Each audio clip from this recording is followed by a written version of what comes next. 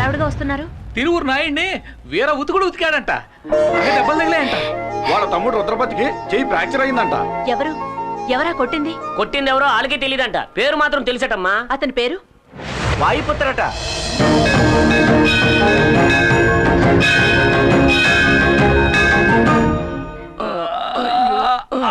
మెల్లగానే నీకేవేవో తీసుకొచ్చి ఇద్దాం అనుకున్నానండి, కానీ ఏం తింటే ఏమవుతుందని తీసుకొచ్చానండి. ఎలా ఉన్నారండి? చూస్తే తెలియడంలే, ఒంట్లో ఉన్న పాటలన్నీ విడిచేసి వేలాడ తీశాడే. కొట్టింది తెలుస్తాను కానీ కొట్టింది ఎవరో తెలియడం లేదే. సార్ నాకు చాలా భయంగా ఉంది సార్. నేను ఈ ఊరు వదిలి వెళ్ళిపోతాను సార్. నాకు ఈ ప్రాజెక్ట్ వద్దు, ఇలాంటి ఆటలు నాకు పడవు. హలో హలో హలో, ఇవన్నీ నీకు ఆటలుగా ఉన్నాయా? అవును, సడన్ గా ఊరు వదిలి వెళ్ళిపోతానంటున్నా.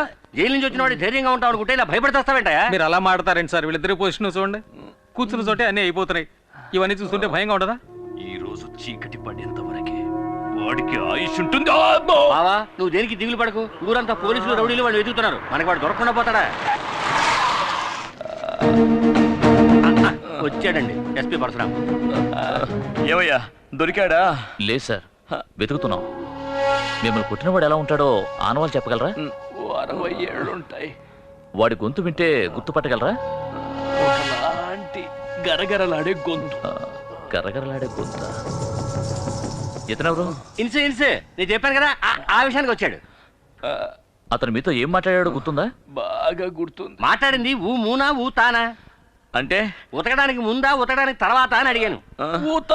ఏమన్నాడు? మరోసారి అమ్మాయికి నీ వల్ల ఏమైనా ఇబ్బంది కలిగిందో నువ్వు ప్రాణాలతో ఉంటావు.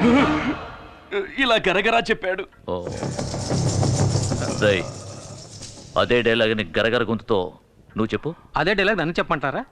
అవును. ఓ అమాయకురాలైన పిల్ల ఇల్లు కాల్చి బూడిద చేశావు. మరోసారి ఇలాంటి పని ఏదైనా చేస్తే నిన్ను ప్రాణాలతో కాల్చి పాతేస్తా. వాయు పుత్ర.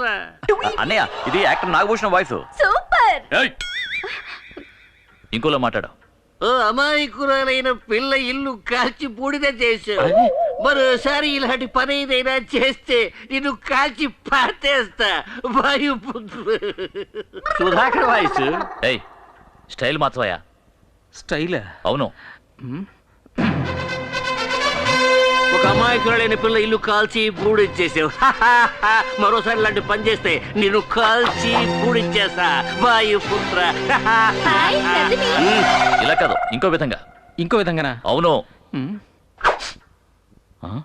బ్రదర్, ఒక అమాయకురాలు ఇల్లు కాల్చి బూడిద చేశావు. మరోసారి ఇలాంటి పని ఏదైనా చేశావంటే నిన్ను ప్రాణాలతో పాతేస్తా. ప్రాణాలతో పాతేస్తా. వాయుపుత్ర. ఊరుక, ఇక్కడేమన్నా మిమిక్రీ షో జరుగుతుందా? దారి కాచి మమ్మల్ని కొట్టింది వెదుర్లంక జమీందారు మనుషుని నోట్లో వేలేసుకునే పిల్లడు కూడా తెలుసు. అది కూడా తెలియకుండా ఇక్కడికి వచ్చి మా ఇంట్లో వెతుకుతున్నావా? అక్కడికి వెళ్ళేదిగా. వస్తాను సార్. సార్, ఎందుకైనా మంచిది కాస్త జాగ్రత్తగా ఉన్నాడు. ఆ వాయుపుత్ర సామాన్యమైన వాళ్ళ నాకు అనిపించడం లేదు. ఈ మాత్రం మాకు తెలియదేంటి? ఈసారి వాడు నా చేతికి చిక్కాడో అయిపోయాడే.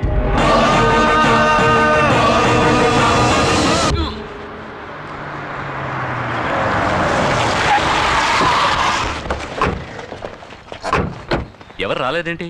వర్కర్స్ అందరూ వచ్చేస్తుంటారు అనుకున్నాను. అది అనవసరంగా గొడవలు అవుతాయేమోనని ఎవరికి చెప్పలేదు. ఓపెన్ చేయండి. Okay sir.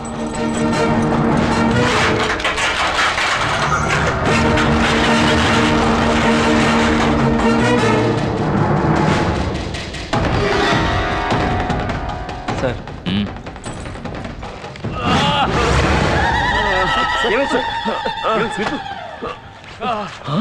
సార్, ఏమైంది? వాయుపుత్రే మమ్మల్ని కొట్టాడు. వాయుపుత్ర అంటే ఇంకెవరో కాదు, ఆ మూర్తిగాడే. ఎవరు? మూర్త?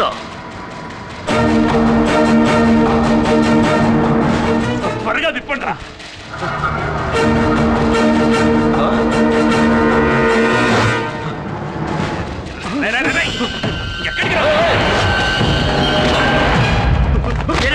ఎక్కడికి పారిపోతున్నారా? ఎవరు ఎన్ని ఎదవ ప్రయత్నాలు చేసినా అయ్యగారు నేను చేయలేరురా. ఎందుకంటే వాయుపుత్ర ఉన్నాడు. వాళ్ళ ముందు ఆత్మహత్య తీశారండి. అయ్యగారు మీరు అలా వెళ్ళిపోతే ఎలాగండి? మీరు చూడాల్సింది ఇంకా చాలా ఉంది. రండి. అయ్యారా ఎక్స్ట్రా టికెట్ వీడెందుకు ఇక్కడ ఉన్నాడు? ఆ లేట్గా వచ్చుంటాడు అయ్యారు, అందుకే ఓ మొట్టి చేతికి కట్టు కట్టేయాడు. లీడర్ గారికి అంతా చదువుకున్నాడుకి నా శిష్యుడు ఎప్పుడు గౌరవం ఎత్తాడు అయ్యారు, అలా పెంచేనండి. అయ్యారు ఈయనంటే ఏది కుదురు కనిపించుకోడు. మన బామంతులు కనపట్లేనే, వేరే బ్లాక్లో మూటగడ్డి పెట్టాడా? వాయుపుత్ర నాకు ఫోన్ చేసి చెప్పాడు తమను చంపడానికి వచ్చిన ప్యానాలు గాల్లో ఊగిసలాడుతున్నాయని. సాయంకాలం మరి ఫోన్ చేస్తున్నాడండి. మెసేజ్ ఏమైనా చెప్పమంటే చెప్పేస్తానండి. అంజలి మీద తనకున్న ప్రేమ వల్ల ఇదంతా చేశాడని నువ్వు అమ్మతో చెప్పావు కదా? అవును, ఆడు అలాగే నాతో ఫోన్ చేసి చెప్పమన్నాడు. ఆ మాట నిజమైతే అంజలి ఇచ్చి చేయడానికి మాకు ఎటువంటి అభ్యంతరం లేదు. ఈ విషయం వాయుపుత్రతో చెప్పు. రుద్రపతి మనల్ని కుళ్ళబడిచి హాస్పిటల్లో పడుకోబెట్టాడే, మన బావకి వచ్చి చూడాలన్న ఇంగిత జ్ఞానం కూడా లేదే. నేను ఇక్కడే ఉన్నాను బావా, నన్నే ఎవరన్నా వచ్చి చూడాలి. మిమ్మల్ని కొట్టాడా? ఛ! మరి భద్రేడి? నేను ఇక్కడున్నాను. శబాష్, నాకు ఈ వాయుపుత్ర ఎలియాస్ మూర్తి దగ్గర నచ్చిన విషయం ఇదొక్కటే. కొట్టాలి అని నిర్ణయించుకుంటే అందరినీ ఈవెన్ గా కొట్టేస్తాడు. ఛ! ఇంతమంది ఉండి కూడా వాడిని ఏమీ చేయలేకపోయారు. తలుచుకుంటేనే సిగ్గుగా ఉంది. వాడిని ఊరకొక్కరు కొట్టినట్టు కొట్టి ఈడ్చుకొస్తాను. ఇన్స్పెక్టర్, వాడు పులి.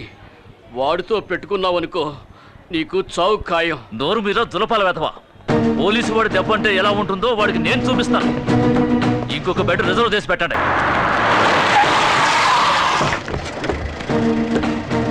రై, వాడు ఇక్కడే ఉన్నాడని తెలిసిపోయింది. మీరు వెళ్ళి అంబులెన్స్ తీసుకురండి.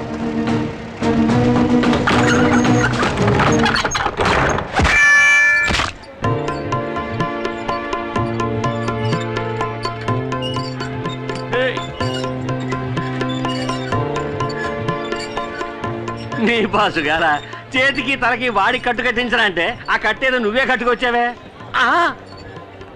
బోనస్ గా కానుక కూడానా? మెల్లగా మెల్లగా మెల్లగా.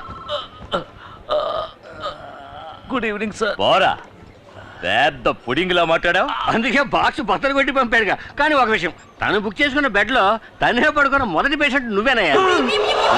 అడ్వాన్స్ గా బుక్ చేసుకున్నాడు, లేకపోతే వరండాలో పడుకోబెట్టేవాడు. నేను అప్పుడే చెప్పాను కదా, వాడితో పెట్టుకుంటే నువ్వు గెలవలేవని. తాడిని తన్నేవాడి తల తన్నేవాడు తప్పకుండా ఉంటా.